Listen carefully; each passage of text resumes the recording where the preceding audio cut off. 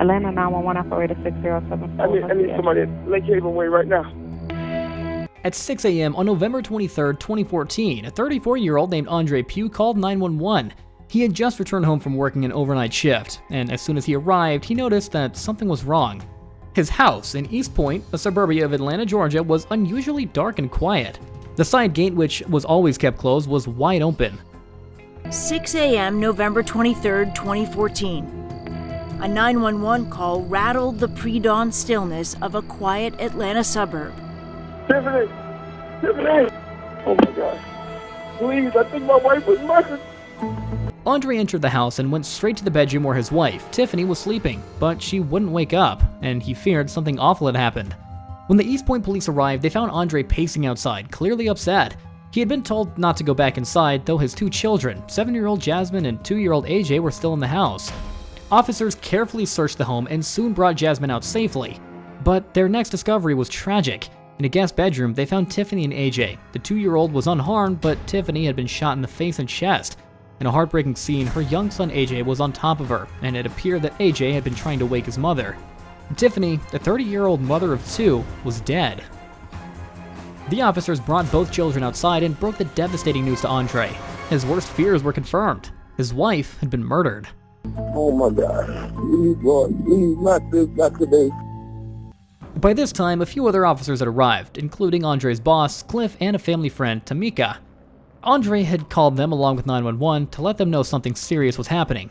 Both tried their best to comfort the grieving family as police focused on the crime scene, attempting to understand what had taken place. Detectives started in the bedroom where Tiffany was found. They discovered that 3 shots had been fired. 2 bullets hit Tiffany, while the third missed, going through the headboard and out the exterior wall. By analyzing the bullet trajectory, detectives concluded all 3 shots were fired at a downgrade angle, giving them an idea of where the shooter stood. It appeared the first shot, fired near the bedroom door, had missed. The second hit Tiffany in the chest, and the final fatal shot struck her in the face at close range. At first, the motive seemed simple. After Andre mentioned the open backyard gate, police inspected and found more clues. The house, built on a slope, had a basement accessible from the backyard. The basement door and window were open, with the window screen cut and the blinds damaged. Detectives believed the attacker had entered through a window and left through the back door after the shooting. Initially, police considered that this might have been a burglary gone wrong. Maybe the killer intended to steal from the house but panicked after setting off the alarm. However, this theory had some issues. Tiffany had been shot while asleep, and the house was neat, with nothing missing. There were also no signs of a sexual attack, and the gunshots were fired quickly, indicating a little struggle. This led detectives to a more chilling possibility. Tiffany may have been specifically targeted and ambushed. But who would want a 30-year-old mother dead? Investigators didn't have all the answers yet, but they knew where to begin their search. They began by interviewing Andre to learn more about Tiffany and his whereabouts at the time of the murder. Andre explained that on the night of November 22, 2014, he was working his usual job as a DJ at a popular Atlanta nightclub called Club Onyx. He performed as DJ Awesome and said it was a regular Saturday night. The club was busy and everything was running smoothly into the early hours of the next morning. Andre left the club at around 5:15 to 5:30 a.m. It was during his 35-minute drive home he noticed a missed call from his home security company, ADT. He quickly called back and was informed that the alarm at his house had gone off. Andre didn't think much of it at the time since their security system often triggered false alarms. He even asked the ADT representative to turn off the alarm, worried it might wake his kids who were asleep. He then tried calling Tiffany 3 times to check if everything was fine, but she didn't answer. Still, Andre convinced himself that all was okay until he pulled into the driveway. He immediately noticed the house was unusually dark and quiet, and the backyard gate was wide open. Now concerned, Andre entered through the front door and went directly to the first-floor guest bedroom, where Tiffany usually slept when he worked overnight. There was no response when he called out to her, even though he could see her silhouette. This alarmed him since Tiffany was a light sleeper and always woke up when he spoke to her. Overcome with dread, Andre ran out of the house and called for help. Tiffany! Tiffany! Oh my God. Please, I think my wife was murdered. Although Andre appeared deeply upset, detectives knew they needed to verify his statements. They requested his cell phone and conducted a gunpowder residue test on his hands. The test returned negative, indicating that Andre likely hadn't fired a weapon. His cell phone records matched his account as well, showing he received the ADT call before 6 a.m., called 911 after arriving home, and his other calls were accounted for. Detectives also interviewed Cliff and Tamika, among the first people Andre contacted after discovering the break-in. Cliff provided a detailed account of his interaction with Andre. He confirmed that Andre had called him just after 6 a.m., reporting a break-in at his home basement. Cliff immediately offered to help and went to the house. No new evidence like fingerprints, DNA, or shell casings were found. The Pugh family had security cameras, but the suspect cleverly avoided them by taking a route through the backyard. The only video captured was of the suspect's car, but it was far too blurry to read the license plate. However, investigators confirmed it wasn't Andre's car. ADT verified that the sensors on the living room and bedroom windows were triggered, likely due to the loud gunshots. While the windows weren't broken, the noise coincided with the time of Tiffany's murder. Investigators were left with a deep mystery, but had a new lead. Earlier on in the year, another DJ in the area had been ambushed similarly. This might suggest a connection or motive linked to the Atlanta music scene. In the early morning of January 14, 2014, about 10 months before Tiffany Pugh's murder, police in Morrow, Georgia were called to a home where they found 38-year-old William Fernando Barnes, also known as DJ Nando, lying outside with a fatal head wound. DJ Nando was a well-known figure in Atlanta's hip-hop and rap scene, and he was admired for his honesty and skill. He had been shot shortly after returning from a DJ gig, and the attacker had hidden in the bushes before ambushing him. Detectives investigating Tiffany Pugh's case noticed striking similarities between the two murders. Both DJ Nando and Tiffany were killed early in the morning, shortly after coming home from a night out. DJ Nando's killer was caught on camera, but his face was hidden.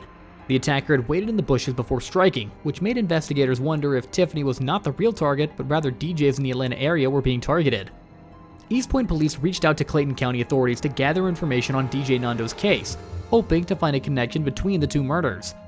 Despite their efforts, though, no strong links were found, and DJ Nando's case remained unsolved. However, the police made a key decision to shift their focus, which soon led them to uncover crucial new evidence that would push the case forward significantly. After facing challenges connecting the Tiffany Pugh and DJ Nando cases, East Point police decided to revisit all the information and evidence they had collected. When detectives listened to the recorded conversation with Cliff again, he said Andre told him that something strange had happened in the basement. But previously, ADT had informed the police that glass break sensors in the bedroom and living room triggered the alarm. ADT hadn't mentioned any issues with other entry or exit points, such as the basement. This raised a problem. How did Andre know that Tiffany's killer had entered through the basement? Detectives realized Andre knew more than he should have, which became a critical clue. But before confronting him, they wanted to gather more evidence. Fortunately, Tiffany's father, Tommy Jackson, provided crucial information. Tommy, Tiffany's father, flew from Nevada to help out with the investigation. He revealed that Tiffany and Andre's marriage was in trouble, and Tiffany had planned to file for divorce. This was very important because Tiffany was the family's main financial provider while Andre struggled with money. The police shared with me that their concerns were with Andre and his answers seemed shaky and shady. And so they weren't confident that he was not involved. Tiffany's father let me know that Andre Pugh had a second cell phone that he was not telling us about. When Tommy called Andre to discuss the divorce, Andre claimed everything was fine. Despite their close relationship, Tommy was concerned and told the police to check for Andre's second cell phone, a detail that detectives didn't know about. As detectives dug deeper, they discovered more about the troubled marriage. Andre's colleagues at Club Onyx said that Andre had changed as his career grew. He was rumored to be unfaithful, even bringing other women to their home when Tiffany was away, which angered her. Tiffany was upset about Andre's infidelity and the money he owed her. This gave Andre a clear motive. If Tiffany divorced him, he'd lose his home, lifestyle, and possibly his job. Further investigation confirmed these rumors, and new surveillance footage from a camera on Pugh Street provided even more evidence, strengthening the case against Andre. In the new video footage, detectives saw two cars repeatedly driving around the block before Tiffany's murder. Though the footage was dark and blurry, they identified one car as the same one seen outside the Pugh residence before the shooting. It had a burnt-out driver's side running light. The second car was believed to be Andre's. This evidence made detectives suspect that Andre planned Tiffany's murder.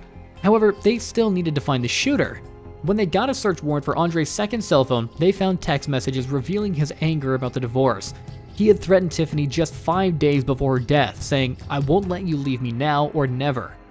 Cell tower data placed Andre's phone near the crime scene at the time of the murder, and another phone number in Andre's contacts belonged to his best friend, Adrian Harley, who had been the best man at Andre and Tiffany's wedding and a pallbearer at her funeral. When detectives visited Adrian's home, they found a black Infiniti sedan matching the car in the surveillance footage, with the same burnt-out light. Adrian provided a false alibi, leading police to arrest him and Andre. Witnesses later saw Adrian whispering to Andre at Club Onyx, after which Andre was seen vomiting. Both men were arrested on December 6, 2014, less than 2 weeks after Tiffany's murder. After their arrests, both Andre and Adrian denied any involvement in Tiffany's murder, but they had different stories. Andre immediately blamed Adrian, claiming that Adrian had killed Tiffany because she accused him of stealing. Andre said he threw up at the club because he was shocked by Adrian's confession. On the other hand, Adrian refused to speak with the police or betray Andre, even when it became clear that Andre was trying to shift the blame onto him. The case, though, eventually went to court, and the prosecutors argued that Andre's motive was greed. Andre didn't want Tiffany to divorce him because he would lose his comfortable lifestyle, and Adrian had agreed to help Andre get rid of Tiffany to make it look like Andre wasn't involved. The plan was to make Tiffany's murder look like a burglary gone wrong. On the morning of the murder, Andre drove around waiting for Adrian to carry out the shooting, and afterward, Andre planned to go home and act like he had just discovered the crime. They had carefully planned the crime out to avoid leaving physical evidence, and had shown Adrian how to pass by the surveillance cameras. However, they didn't expect the glass break sensors to trigger from the gunshots. When the alarm went off, the men panicked. Andre lied under pressure, revealing that he knew more about the crime than he should. But in the end, both Andre and Adrian were found guilty of several crimes, including a felony murder, conspiracy to commit murder, and having a gun during a crime. They were both sentenced to life in prison without the chance of parole. New tonight, a man will spend the rest of his life in prison for killing a woman at his best friend's request. The court say Adrian Harley was the hitman hired by an Atlanta DJ in 2014 to kill Tiffany Pugh. And this is the end of the sad story of Tiffany's death. But if you want to hear more crime stories, please subscribe to our channel and press the bell icon to get notifications when we upload a new video.